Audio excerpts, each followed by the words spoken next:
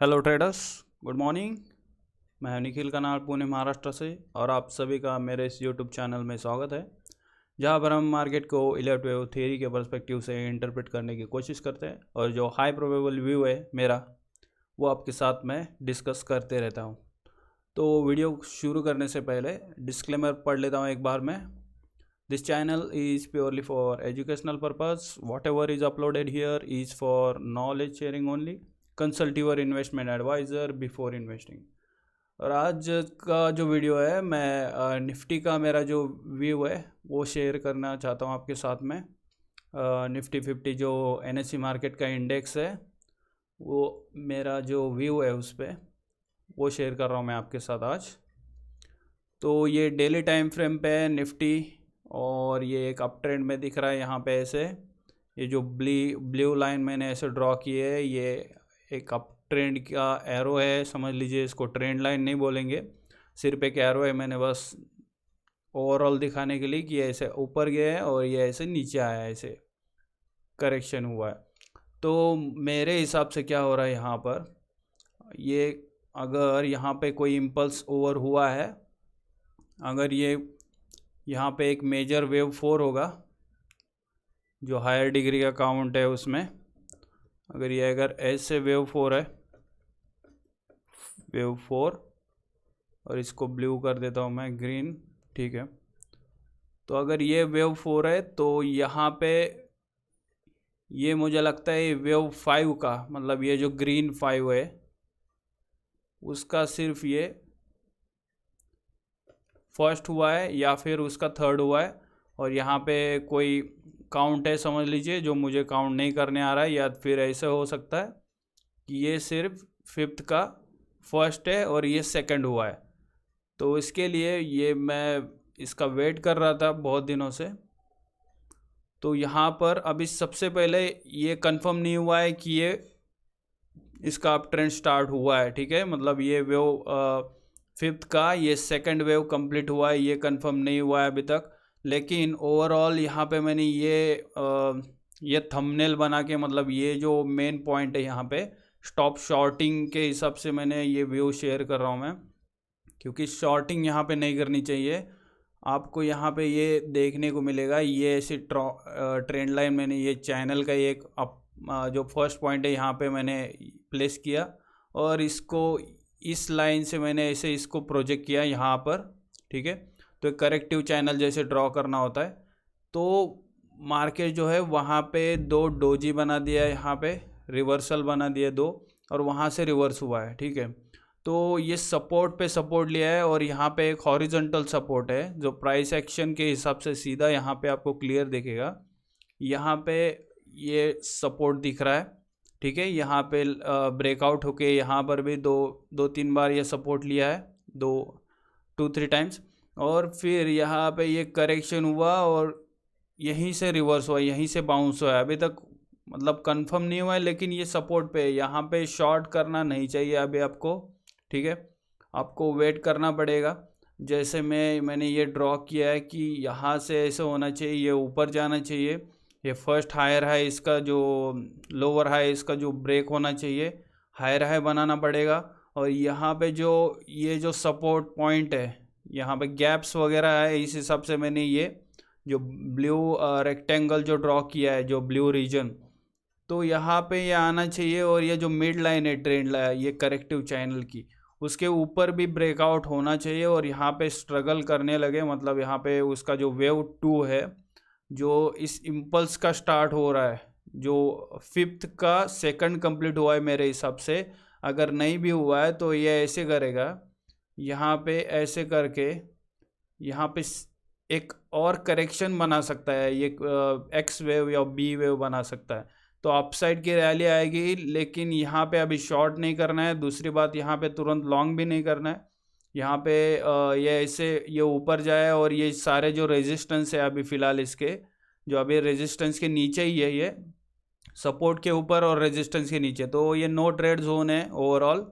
यहाँ पे ट्रेड नहीं करना चाहिए अभी कहीं पे भी आपको, यही का, या फिर कहीं पे लॉन्ग साइड में अगर ब्रेकआउट हुआ है कहीं पे, तो आप वहाँ पे लॉन्ग ट्रेड कर सकते हैं। या फिर जहाँ पे शॉर्ट में 52 वीक लो वगैरह ब्रेकआउट हुआ है तो वहाँ पे आप शॉर्ट कर सकते। लेकिन ओवरऑल निफ्टी का जो व्यू है वो सपोर्ट और रेजिस्टेंस के बीच में ये स्ट्रगल कर रहा है।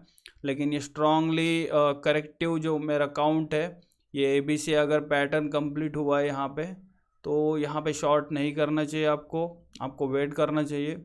ये सारे रेजिस्टेंस इसके ब्रेक होने देना है आपको। ये जो मिड लाइन है और ये यहाँ पे गैप का जो रेजिस्टेंस है, यहाँ पे एक पॉइंट है और यहाँ पे गैप है, यहाँ पे एक गैप है, ये सब कुछ ब्रेक होने देना है आपको, तब ये ऐसा। और ये यहाँ पे लोअर हाई ब्रेक होने देना है, तब आप यहाँ पे वेव 2 काउंट करके इस लो पे आपका इनवैलिडेशन पॉइंट लगा के आप इसको लॉन्ग साइड के लिए ट्रेड कर सकते हैं।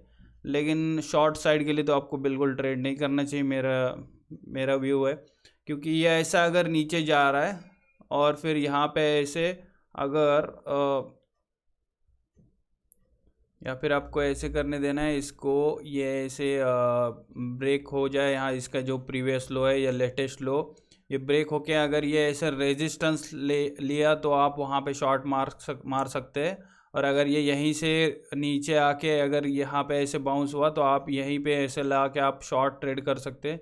लेकिन फ़िलहाल ये सपोर्ट के ऊपर है और ठीक है रेजिस्टेंस के नीचे भी है, लेकिन इसको आप शॉर्ट नहीं मार सकते, ये बिल्कुल गलत आपके मतलब जो फेलियर रेट है, मतलब जो विनिंग रेशो कम हो जाएगा यहाँ पे, तो आपको यहाँ पे शॉर्ट नहीं करना चाहिए मेरे हिसाब से। लॉन्ग टर्म के लिए या अप ट्रेंड में है करंटली, भले ये बहुत ज़्यादा यहाँ पे करेक्शन दिख रहा है, लेकिन इसकी रैली भी बहुत ज़्यादा स्ट्रांग हुई है और ये करेक्शन ऐसे हुआ है, ये बहुत ज़्यादा आपको ऐसे दिख रहा होगा। अब ये प्रॉपर व्यू में देखिए आप डेली टाइम फ्रेम पे ऐसे, और ये फिफ्थ यहाँ पे कंप्लीट नहीं हुआ है मेरे हिसाब से, ये फिफ्थ और ज़्यादा, ये सिर्फ फर्स्ट है फिफ्थ का और ये सेकंड हुआ है अभी ये फिफ्थ का।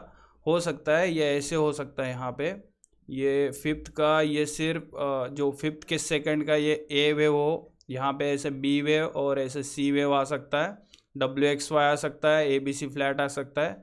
लेकिन अगर ऐसा ना ले हम लोग, ये सीधा अगर वेव 1 और वेव 2 ले, तो ये फिफ्थ के लिए ये फिफ्थ का जो थर्ड है वो स्टार्ट हो रहा है या हो चुका है, लेकिन कंफर्म नहीं हुआ है। क्योंकि ये अगर ऐसे हो जाए तो अब ट्रेंड स्टार्ट हुआ है ऐसा मैं बोल सकता हूँ।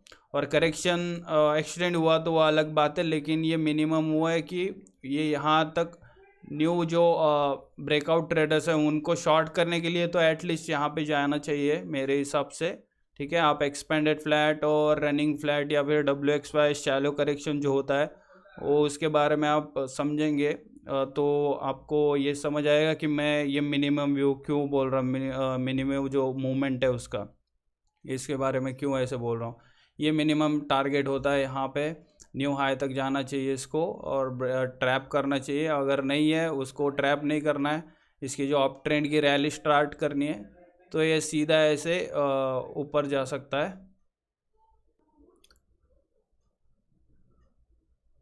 तो ये फिफ्थ का थर्ड हो सकता है, यहाँ पे ये स्टार्ट होने दीजिए तब आप लॉन्ग कर सकते हैं। और तब तक के लिए आपको शांति से बैठना है, यहाँ पे ट्रेड नहीं करना है, क्योंकि आपका जो विन रेशो है कम होता जाएगा। ठीक है, और इसका जो फिबोनाची जो रेशो है वो यहाँ पे 38, मतलब ये 23 को तो ब्रिज किया है, लेकिन 38 से पहले रिवर्स हो रहा है। और इसका जो अगर वेव यहाँ पे अगर वेव 3, 4 या 5, तो ये प्रीवियस 4 भी नहीं ब्रेक किया है इसने, काउंट नहीं कर रहा हूँ मैं इसको, पर लेकिन मेरे हिसाब से ये एक इम्पल्स कंप्लीट हुआ है और ये करेक्शन यहाँ पे कंप्लीट हुआ है, ऑलमोस्ट कंप्लीट हुआ है, हो चुका है, रिवर्स हुआ है मेरे हिसाब से, सपोर्ट यहाँ पे मिला है। और देखते कंफर्मेशन आने दो इसको, तब आप लॉन्ग ट्रेड कर सकते हैं। और पूरा NSE मतलब ओवरऑल कंप्लीट मार्केट हो जाएगा NSE मार्केट। और बाकी आप दूसरे चार्ट्स में भी देख सकते हैं ऐसा ही, हाँ मतलब ऑलमोस्ट व्यू है सारे चार्ट्स में। एक ऑटो सेक्टर छोड़ के आपको ऑटो सेक्टर ऑलरेडी ब्रेकआउट हुआ है मेरे अकॉर्डिंग टू मी। ये TVS मोटर, M&M और अशोक लीलैंड जैसे जो चार्ट्स है उसको आप देखेंगे तो वहाँ पे ऑलरेडी ब्रेकआउट हुआ है और ऑटो सेक्टर में। बाकी सेक्टर में ऐसा नहीं हुआ है, निफ्टी जैसा व्यू है उसमें। तो उसमें अगर ऑटो सेक्टर में ट्रेड करना चाहते हैं तो वहाँ पे वो सेटअप भी मैं शेयर करूँगा। कहीं पे अगर मुझे पावरफुल सेटअप दिखे high probable risk to reward ratio के हिसाब से, तो मैं वो शेयर करूँगा। लेकिन बाकी सेटअप्स में जैसे मैंने एयरटेल का लास्ट सेटअप शेयर किया है, तो उसमें अभी तक वो सेटअप एंट्री ट्रिगर नहीं हुई है। तो जब एंट्री ट्रिगर होगी तब आप उसमें देख सकते हैं ट्रेड करने के लिए, ठीक है। और ये निफ्टी के साथ ही होगा मेरे हिसाब से। जैसे निफ्टी अगर ऐसे यहाँ पे ऐसा ब्रेकआउट हो जाए और फिर ये स्ट्रगल करे यहाँ पे वेव 2 के लिए, इस स्मॉल वेव 2 के लिए बहुत ज़्यादा फ्रैक्टल होता है, तो इंटरनल के इंटरनल काउंट होते रहते हैं यहाँ पे। जैसे इसका 2, फिर यहाँ पे एक 2 आ जाएगा, इसको यहाँ पे ऐसे एक 2 लिखेंगे, इसको स्मॉल डिग्री, अलग अलग डिग्रीज़ होती है।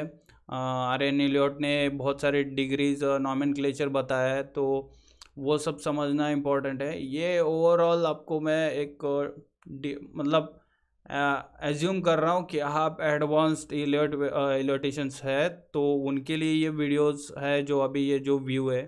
बाकी सेटअप्स तो मैं क्लियर कर रहा हूँ कि यहाँ जो 19 सेटअप मैंने शेयर किए उसमें तो मैं सीधा यहाँ पे बाय करना है और सेल करना है ऐसे ही सीधा समझा रहा हूँ। लेकिन ये जो निफ्टी का व्यू है ये ज़रा कॉम्प्लेक्स है, आप कोशिश कीजिए समझने की, ठीक है। ये सीधा ऐसा है कि ये एक इम्पल्स हुआ और ये करेक्शन हुआ, तो इम्पल्स अभी भी मतलब जो बड़ा व्यू है ये इस 4D, ये जो वेव 4 है इसके जैसा जो वेव 5 आएगा, ये ऐसे अगर मैं इसको करूँ एकदम स्क्विज करके समझाता हूँ, ये ऐसे हो सकता है। ये सिर्फ वेव 1 है 5th का, वेव 2 है 5th का, 3, 4, 5 ऐसे हो सकता है। अगर ऐसा नहीं है तो हो सकता है ये वेव 1, ये ऐसा ABC, यहाँ पे 2 आएगा, अभी ये करेक्शन कंप्लीट नहीं हुआ है तो तब ऐसे आएगा। और एकदम बेरिश व्यू अगर है तो ये ऐसा हो सकता है कि ये इम्पल्स ना होके, ये ऐसा इम्पल्स नहीं है, यहाँ पे 5th कंप्लीट हुआ है ये वाला, यहाँ पे ऐसे लगा दो यहाँ पे ये। और अभी हो सकता है हम लोग बहुत एक बड़े करेक्शन में हैं तो ये ऐसे ही फॉल होता जाएगा, ठीक है। तो ये करंटली तो मेरा व्यू नहीं है, मेरा व्यू बुलिश है करंट, क्योंकि मार्केट है बुलिश, सपोर्ट पे है, तो मैं बुलिश व्यू मतलब जो बायस है वो बुलिश साइड में है। लेकिन अगर ये ऐसे ही फॉल होता रहा, ये हाई नहीं बनाया और ये ऐसे ऊपर नहीं जा रहा है, अगर ये नीचे ही लो रहा है लोअर लो बना के जा रहा है नीचे, तो ये डाउन ट्रेंड में है। इसका 5th यहाँ पे कंप्लीट हुआ है, ऐसे एज्यूम करना पड़ेगा, ठीक है। इस वीडियो में इतना ही, और ज़्यादा डिटेल में और क्लियरिटी आ जाएगी इस काउंट में तो मैं आपके साथ शेयर करूँगा ये निफ्टी का व्यू। और बाकी लोअर टाइम फ्रेम पे जाने की मुझे ज़रूरत नहीं लग रही, क्योंकि डेली पर ही इतना जो भी हो सकता है वो सब कुछ मैंने आपके साथ में शेयर किया है। तो देखते हैं, मैं एक न्यू सेटअप लेके आऊँगा जो मुझे लगता है ऑटो सेक्टर का होगा। तो फिर जल्दी मिलेंगे। Thank you for watching. और वीडियो में कुछ इंटरप्शंस हुए होंगे तो उसके लिए मैं आपके माफ़ी चाहूँगा, ठीक है। क्योंकि 2-3 बार मैंने पॉज किया है वीडियो बनाते टाइम, क्योंकि कुछ चल रहा था, नॉइज़ आ रहे थे तो इसके लिए रोका था, ठीक है। थैंक यू फॉर वॉचिंग और सी यू सून, बाय बाय।